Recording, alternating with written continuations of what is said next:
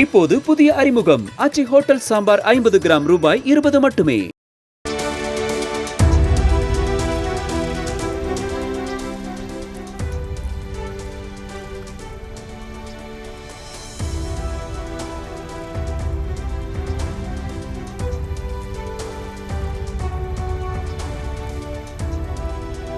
உயர்கல்வித்துறை சார்பில் சென்னை மாநில கல்லூரி வளாகத்தில் 21 கோடியே 60 லட்சம் ரூபாய் மதிப்பீட்டில் கட்டப்பட்டிருக்கக்கூடிய சிறப்பு மாணவ மாணவியர் விடுதி கட்டடங்களை முதலமைச்சர் மு.க.ஸ்டாலின் திறந்து வைத்து வருகிறார்.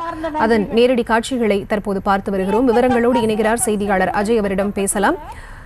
வணக்கம் விஜய். இப்போது இந்த திறக்கப்பட்டிருக்கக்கூடிய சிறப்பு மாணவ மாணவியர் விடுதி கட்டடங்கள்ல என்னென்ன சிறப்பு வசதிகள் செய்யப்பட்டிருக்கின்றன? விவரம்.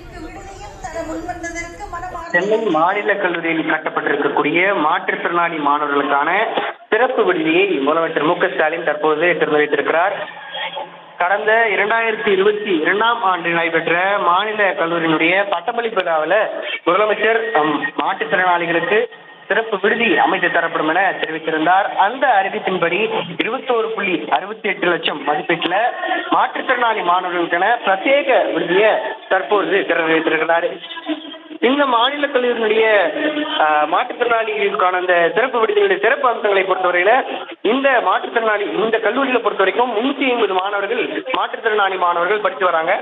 இவர்கள் பெரும்பாலும் வெளியூரிலிருந்து வந்து படித்து வரக்கூடிய மாணவர்கள் என்பதனால அவர்களுக்கு பிரத்யேகமாக 70 அறைகள் கொண்ட 210 பேர் தங்கும் வசதிகளுடன் கூடிய இந்த விடுதி என்பது கட்டப்பட்டிருக்கு.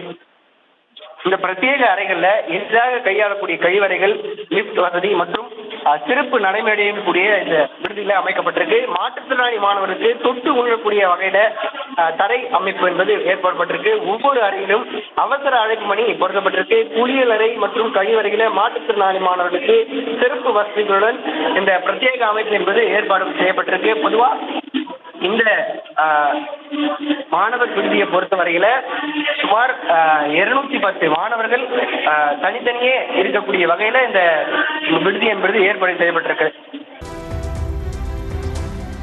விவரங்களை வழங்கியமைக்கு நன்றி அஜய். இப்போது புதிய அறிமுகம் ஆச்சி ஹோட்டல் சாம்பார் 50 கிராம் ரூபாய் 20 மட்டுமே.